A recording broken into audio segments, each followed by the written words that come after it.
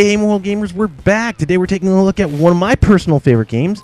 This one comes at you originally from the Sega Genesis, but was ported to PlayStation 2, PSP, Wii, and GameCube. A whole bunch of systems have gotten it. This game is called Comix Zone. Today we're reviewing it on the PlayStation 3. So how does Comix Zone stack up against other games? Let's find out. The story of Comix Zone starts off with Sketch Turner. He's the author of a popular comic series until one day the main villain from one of his comics jumps out and pulls him back in. Unfortunately, he can't kill him in the real world, so he's got to kill him in the comic book. And this is what takes off a very stylized approach to the game. Notice every single area that you're in is a comic book frame. And you go from comic book frame to comic book frame as you're progressing through the book.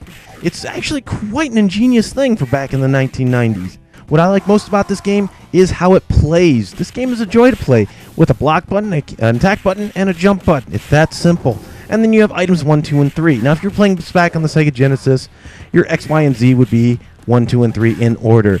But on other new systems like the PlayStation 3 here, I've had to remap it. So my left trigger's 1, right trigger's 3, and triangle's going to be my number 2. It's not that big of a deal.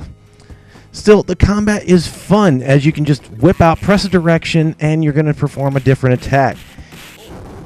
It's very low learning curve. I mean, I don't know what else I can say here.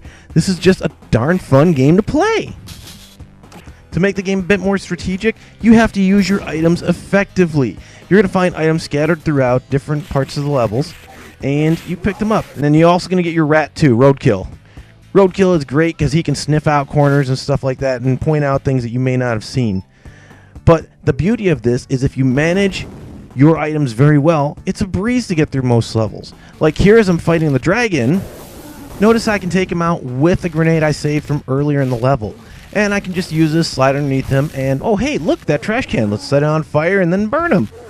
It's more of a thinking aspect than it is actually just hitting the game, and I could beat him up normally with my fist if I really wanted to, but hey, if you think things through, plan ahead, this game is a lot more fun and a lot easier.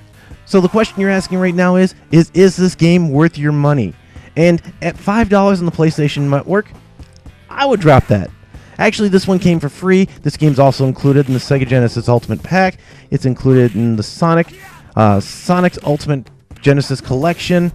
There's been a whole lot of different places. If you can find the original in Genesis, hey, great. It's fun there. No matter where you get this game, it is definitely a great game to play. It's a lot of fun. Yes, it's old school looking, but don't let that fool you. This is still an awesome game. From a moral perspective, Sketch Turner is fighting. He is going to use some martial arts moves. There's going to be a little bit of combat. So yes, if you have issues with that, it may not be one for your kids. As far as it goes, though, the game's pretty clean. I mean, the worst they say is going to be damn, but that's about it for profanity.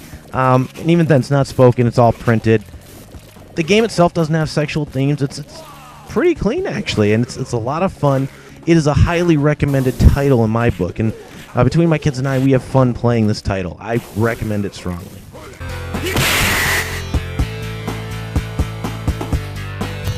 Well done, Turner. Oh, yeah.